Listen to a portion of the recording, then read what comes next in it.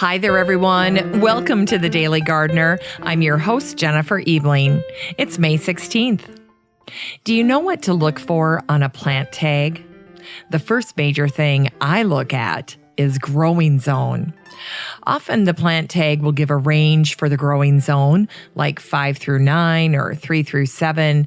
This is why knowing your growing zone is key. If you don't know, you just need to ask someone at the garden center. They should know what zone you're growing in. Now, as an experienced gardener, let me tell you what happens to me a few times every summer. I see a plant at my garden center. I fall in love with it on site. Then I look at the tag, and what do you know? It's not for my zone. So I put it back. Now, sometimes when I do catch a plant that is being sold that's not for my zone, I like to channel my inner gingerbread man saying, ha ha ha, you can't catch me. So know your zone and check those plant tags for growing zones. Here's today's brevities. It's the birthday of Luigi Fenaroli, born today in 1899. Fenaroli is known for his book Flora of the Alps and Other Mountains, as well as his work on chestnut varieties.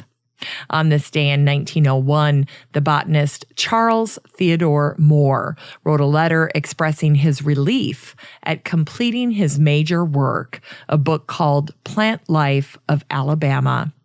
He said, with the completion of this life work, a big weight has been lifted off my shoulders, and I feel free to take on other tasks.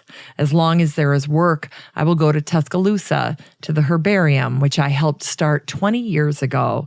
Completing my work on the herbarium is my botanical goal for the remainder of my life.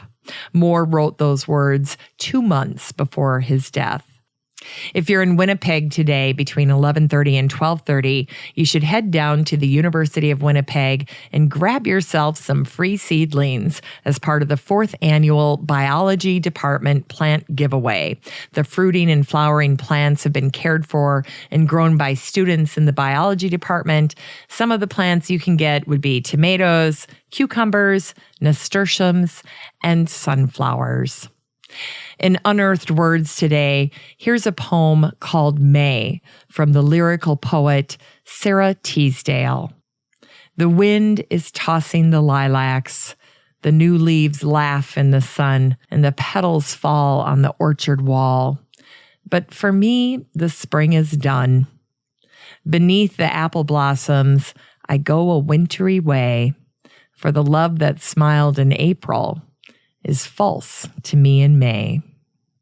Today's book recommendation is one of the trendiest new releases this summer, Wild at Home: How to Style and Care for Beautiful Plants by Hilton Carter.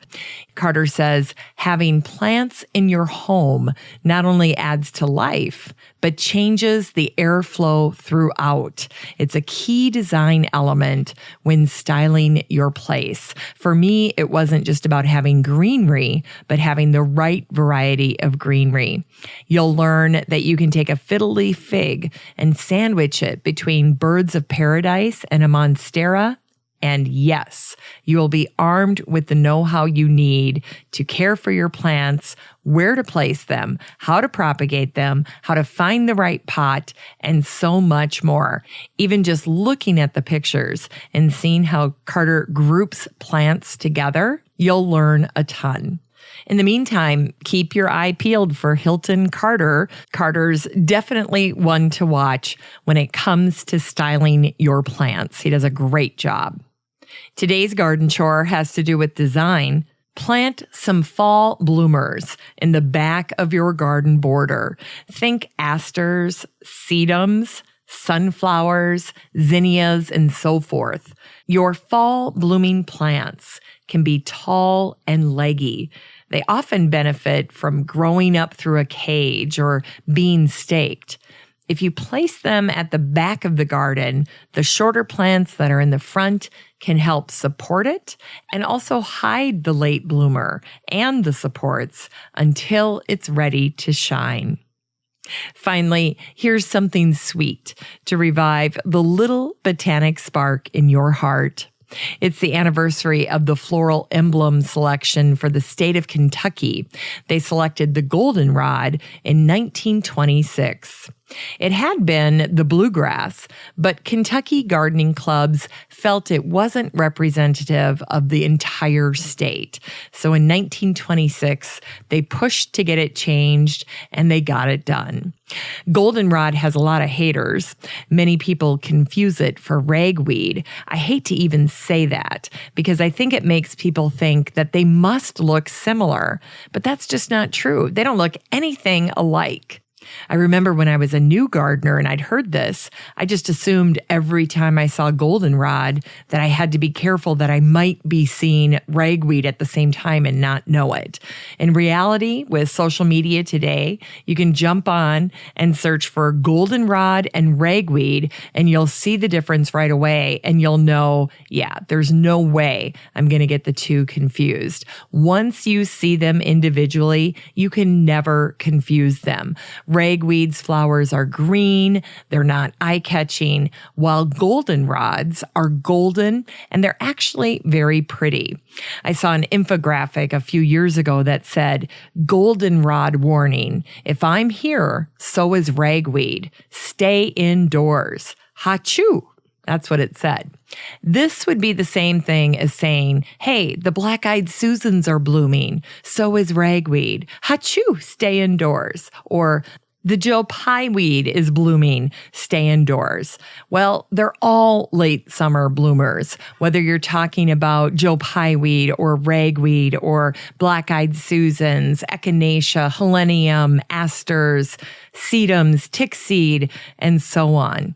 So it's really unfortunate that goldenrod is constantly getting paired with ragweed. There's really no reason for it. The genus name Solidago is taken from the Latin in solidum ago vulnera, and that means I make wounds whole. Native Americans and herbalists recognize the curative power of goldenrod, making wounds whole, Solidago. As I just mentioned, it's an early autumn bloomer. I have a big stand of it in the back corner of my house. And when you come down around the corner, you'll see this huge stand of goldenrod, and it's right underneath a weeping pussy willow tree. It's very beautiful. And it's good to know that with all the focus on pollinators, goldenrod is a wonderful food source for honeybees, and it makes a fantastic cut flower. So once you convince folks that they're not going to start sneezing their heads off around goldenrod, they can just relax and enjoy it in a vase inside the house.